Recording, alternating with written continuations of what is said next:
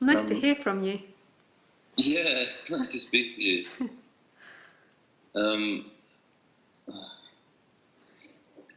I love your topic for today because I was just listening and it made me think of something that I'm experiencing at the moment that I felt like talking to you about.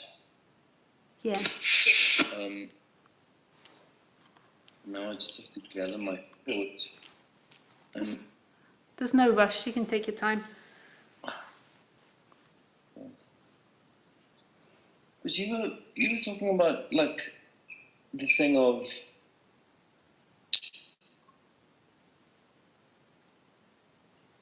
for me it's become the opposite. You know when you're talking about the things you want to achieve and getting somewhere and wanting, seeking. Yeah. And now there's on the one side there's my ego that wants to have things and do things and achieve things. Yeah. Which I'm very aware of. Like all this, and it's almost wonderful to witness it and just allow it to be, like seeing like whether it is like some new thing I want to achieve in my job or like some aspect of my personal life, the place I'm living in. It's something as simple as making that look pretty, but everything becomes an achievement, and seeing that has become very interesting, and at the same time letting that momentum run out. Yeah. So I think this question has something to do with momentum. Yeah. Because I feel like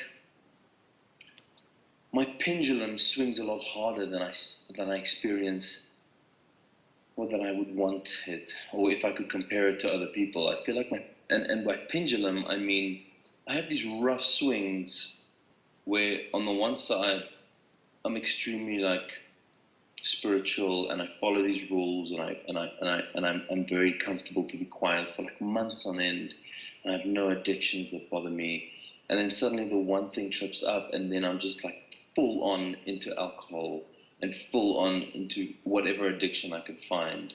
Yeah. And letting that play out. So now, having had experience with these pendulum swings, I'm beginning to like become fed up with them, but not in like I'm not even angry anymore. I'm just like, okay, cool. So I'm here now. Yeah. I'm doing this thing now where I'm drinking every night in my mind. I'm saying when I'm in those moments. Yeah. And it's such a weird catch-22 place to be, because the part of me that wants to not drink and not be addicted, I recognize as ego. Yeah. Because he wants to be better and he wants to be amazing and he wants to not be that version of himself, and he's ashamed because he can see how, maybe he should be a better version, and how, I could be more successful if I now structured things this way. But then another part of me feels very much aware of the momentum. Yeah. And allowing that momentum to run out. Like I wake up in the morning and I feel so much calm just sitting back and watching this failure of a person exist. Does that make sense? Yeah. Yeah. And I guess I'm trying to find some outside perspective on that, because there is a part of me that still feels very much afraid of letting that person just do its thing and run free. What do you think will happen if you let it run free? That you'll drink endlessly? I don't know. I don't know. Well, part of me feels like if I could really truly let it be, I wouldn't drink endlessly. Yeah. And that the only reason I keep drinking is that my ego's going, don't, and there's that fear, and the only thing that lets me explode like this is because I have this insane sense of what do I call it? This very much bit of a fear of I could still say this, or I could still make this work. Yeah. Yeah. So when you are in a non-alcoholic phase, is there a lot of a feeling of control? Yeah. Yeah. And so I'm also when you're speaking, like it feels to me like what you're expressing is like this fear of absolutely losing control. Yeah. like this absolute Yeah. surrender to, you don't know what will happen if you don't, like, do you, Yeah, like a lot of what controls me is a sense of shame, and then that and this is only because I've become more conscious of what's happening in my mind, and I yeah, think I'm scared of what people think of me and what might happen to me. I might get fat if I keep drinking, and yeah, I might get like the way I lead my life might get weird, and everything about it that tells me I shouldn't do it is the repercussions of what people might think of me. yeah. Well, so if you didn't have people watching you, you would just drink, you think? Yeah, that and the fear of death. I think the pain that might come with it. Yeah, Like I have this, like the idea of kidney stones or a heart attack. Like yeah, that is shame for me is the only reason that I don't that I have the sense of I shouldn't be doing this, yeah. and I'm trying to control it. And it doesn't make you feel bad like the next day after drinking? Oh yeah, I do, but it's not like I drink blackout drinking. It's this weird thing where I control it. Just It's in a the evening constant or? drinking, but it's never a lot of drinking. Oh, I see. Yeah. Like if you're I do. smoking weed all the time. Yeah, that's a good example. Yeah. It's an interesting thing. Like the I mean I don't know because I've never been an alcoholic. I had bulimia when I was younger, Yeah, so I only know of it from that. yeah. And one of the processes in which helped me get over it was when I totally gave up caring about what I looked like. Like I've been on a diet since I was like 10. My mom first put me on a diet. And then when I was Yeah. about 22, I was at university and I'd stopped being bulimic for 2 years, but I was still controlling my weight. And and I just thought, fuck it. I don't want to live the rest of my life like this, like always controlling and being concerned. And Yeah. and there was just like I don't know what did it, but just this sense of I just don't care. And so I decided to eat as much chocolate as I wanted. And I I went to the supermarket and bought like loads of varieties of chocolates. And for about 2 weeks, I just ate chocolate for breakfast, lunch, and dinner. It was like heaven. I'd wake up and just eat as much as I wanted. And something Yeah. amazing happened.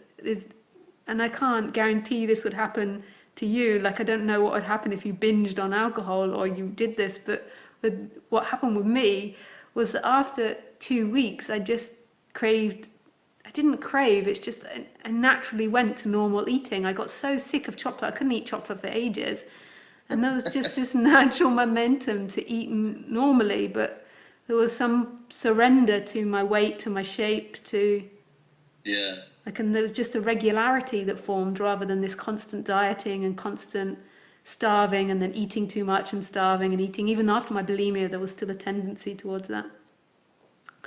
And it was really profound. And I think I maybe got the idea from a teacher called Wayne Lickerman. Have you ever heard of him? No, I haven't. So he's a student of Ramesh and Okay. Ramesh Balsekar, and he was an alcoholic. And I used to go to his talks then. He was an ex-alcoholic, and basically he never wanted to stop drinking alcohol, but his body just stopped drinking alcohol. And he became spiritual because he was so gutted that he couldn't be an alcoholic anymore. And it's quite a funny story, and it's funny his name, like Wayne Lickerman, like Isn't it amazing that his surname is Lickerman? yeah. Oh, that's- And so he became spiritual because he was like, why can't I drink anymore? Like he wanted to like be an alcoholic for the rest of his life and never stop. And like and life like he just couldn't stomach, he couldn't drink. He was repulsed by, like he couldn't, I don't know why he couldn't drink. I never found that bit out. And then he went and got into spirituality from that because he began to ask philosophical questions from that. But he was a Okay. businessman, he'd never even thought about spirituality. And basically, so from his talks, like he recommended like just going for it.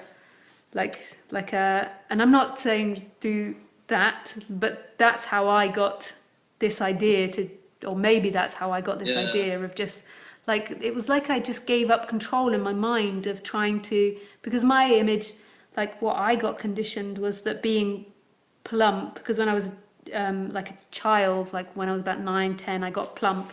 And so it was like, you aren't allowed to be plump. Like that's so shameful. And there was many other things to it, but this was the thing that associated with food, that being plump was like shameful, embarrassing. People would bully you.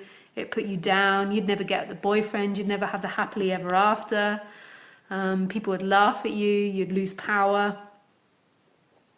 All types of things. And it was also, bulimia was a way of me controlling my emotions. It was like throwing up like that anxiety and that nervousness. Something else that I just want to mention to you, and maybe you can say something about that, is that I've for a very long time, from a very early age, I've been very sympathetic to the idea of leaning into things. Yeah. And so if you have something that you're addicted to, just do it 100%. But now it's like 17 years later, and it feels like there's still a part of me that if there's a part of me that's doing it, there's a part of me that knows why I'm doing that I'm trying to cheat the system. Yeah. Yeah, trying to cheat the system, yeah. Do you know what I mean?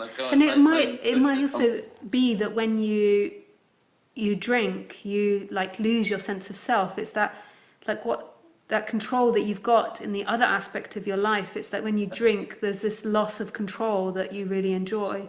It's such a subtle relief. It's such a subtle shift. Yeah. Which is such a relief. Yeah. You know? And it's more the control in the other part of the life, that the idea that you can control this life. Yeah. I also feel a lot of pressure to be things, and it relieves me of that pressure. Yeah. Of that urge to achieve things and do things, and like that there's supposed to be some sort of purpose, and that I am, one should do things. Yeah. Yeah. Which is, and it's the biggest illusion, this idea that you should do things. It comes from the survival mechanism in us that says if you don't do something, if you don't work, if you don't collect money, then you're going to die or be kicked out of society. And that's the point that it hits. Well, that's the part that it hits. And so when you're doing things, it comes from this terror that if you don't do things, you'll be kicked out and you'll be left behind. I don't know where to find the permission that I can give myself to let go of that. It's completely recognizing that life is trustworthy. It's weird. It's annoying because I know that. Yeah. Like in some part of me, I do know that better than I used to. And I guess that's why these conversations exist. It's part of just finding it. So. Yeah, and reminding again and again. Yeah. And see. There's another guy that I might have recommended to you before, I forgot, who is called, he wrote a book about AA, addiction and non-duality. What's his name? His name is Paul Hederman. And apparently he's written a book, I think you can find it on Amazon, and he's written a book about the AA process and about non-duality, like giving everything to God. Because I really think that's the answer at it all, to all of these things, is that life does it. Oh, these are two great little clues that I can explore. Thanks, Lisa. With pleasure. Paul Hederman and Wayne Lickerman. That's great. A pleasure. It's nice to speak to you. Yeah, you too. Have a great one. Thank you. Lots of love. You too. Bye. Bye.